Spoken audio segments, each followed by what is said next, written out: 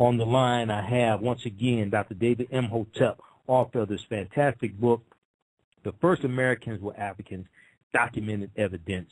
And I'm going through reading it now, and, man, this, this brother has, I don't know how long it took him to write this book, but you could tell he has 713 footnotes in here.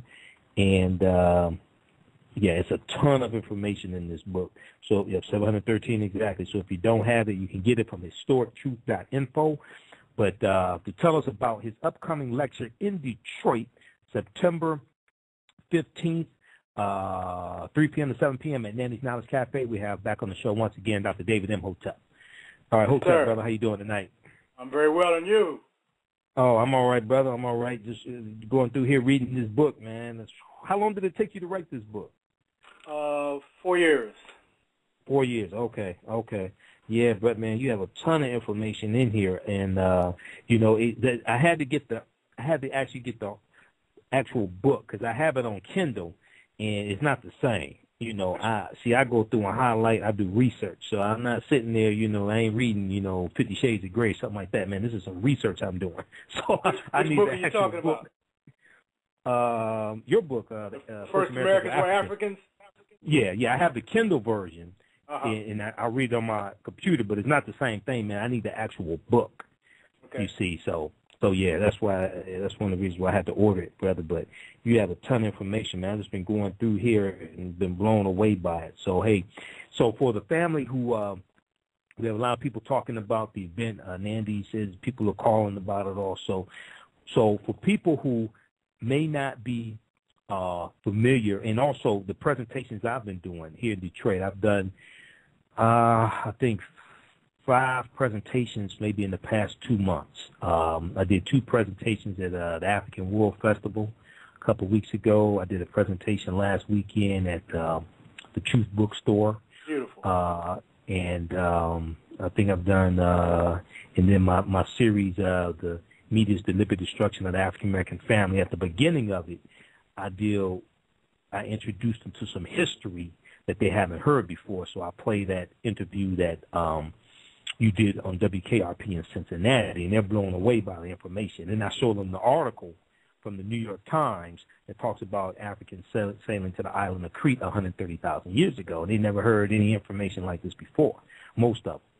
So for those who may not be all that familiar with you, or maybe this is the first time, hearing about you on the African History Network, when they come Saturday, September 15th, what can they expect? What can they be, what are they in store for? Well, first they have to be in store for the man who is making all this possible, you, my brother. You are doing one of the most fantastic jobs of spreading light to our community in the United States. Detroit will bear witness to this. You are a shining light of what needs to be on every channel, on radio and on television. You're unheard, you're unknown, but that should not be the way, and I predict you're going places, brother. So thank you so much for just giving me a chance to be a part of your show. Oh, thanks. And I also have to note that Sister Nubia Warford is the Nubian Archaeological Society. I'm doing this event with her, so I don't want to leave. I don't want to leave that sister out. But I definitely understand what you're saying, brother. Now rephrase the question you asked me about. Again, I rudely interrupted you. Oh no, and that's okay. For those coming Saturday, September 15th, at Nandy's Knowledge Cafe for the presentation dealing with the first Americans were Africans. What can they expect? Because some people, this will be their first exposure to you and this type of information, things like that. So what are they in store for? What can they expect?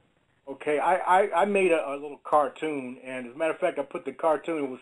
It went so well over my lectures. People said we want it on T-shirts, so I made a T-shirt up, and it has a cartoon on the chest, and what it has is a picture of Columbus coming to the Americas, and it has a picture of him coming to the beach and putting his flag down and saying, "I claim this land for Spain in 1492." Then next to him, the Native Americans come out of the bushes and say, "What do you mean you claim this land for Spain? This is our land." And that was 3000 BC underneath their feet when they came here. And then right behind them, it's the African and said, excuse me, my brother Native American, what do you mean your land? We've been here since 6,000 BC. So in a nutshell, that's what my book is about. I show that we came, like the great Ivan Van Sertima, whose shoulders I stand proudly on. His book was, they came before Columbus. Well, Africans not only came before Columbus, they came before the Native Americans. The Africans have been in all three Americas, Central, North, and South America, for 56,000 years. Not until 3000 BC do the Asians come over. And when they come over, they share their blood with the Africans, and their children are the Native Americans. That is half of the story. The other half, people continue to come over from Africa, and before the Ice Age, and I said before the Ice Age ended, the Egyptians were coming over, building structures in North, Central, South America, and they are still here. This is why we know they are Egyptian. It's Egyptian technology, in some cases ancient Egyptian hieroglyphics, and we can still see some of those structures that are still in almost 100% condition underneath the oceans in off the Bahamas. Maybe we can get to that this evening as well. So those are the major two things that I show. Okay, excellent. Slides, everything will be in slides. Right, 150 slideshow presentation. And for those who have questions, give us a call, 914-338-1375. That's 914-338-1375. And at this presentation, I think Sister Nubia is going to do a short presentation. I'm going to do a short presentation, and then we'll have Dr. David Imhotep. It's only a $10 donation for this as well, so you definitely want to come out. And he'll have his book there for you to purchase also, okay? We'll go to the phone lines in just a minute. We'll go to the 916 and the 248. Now, in reading your book here, I know you talked about when you were in elementary school, primary school, and you were in class, and your teacher, Mrs. White, was teaching about Columbus discovering America, and the Native Americans off in the bushes looking at Columbus, and then you stood up in class and asked the question, how could Columbus discover America when there were already people there? Okay, so explain to people what happened after that, after you asked that question in class. My God, man, that's like back in '59. What happened was she ignored me in the beginning and went on to something else, and I kept holding my hand up, and finally she got back to me, and I rephrased the question. And she, I don't remember the exact gibberish because it was like 50 years ago. But she didn't like what I said, and finally she called the office, and they came and got me, and I went to the office because of that.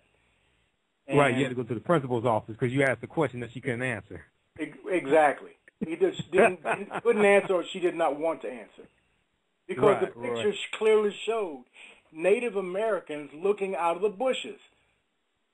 So how does Columbus? And I mean, I'm in the third grade then, and even then I could understand that the Columbus had just stepped on the land, and these Native Americans were coming from the land, not from the sea. So they had to be here first. So Exactly. It's been an uphill climb ever since, my brother.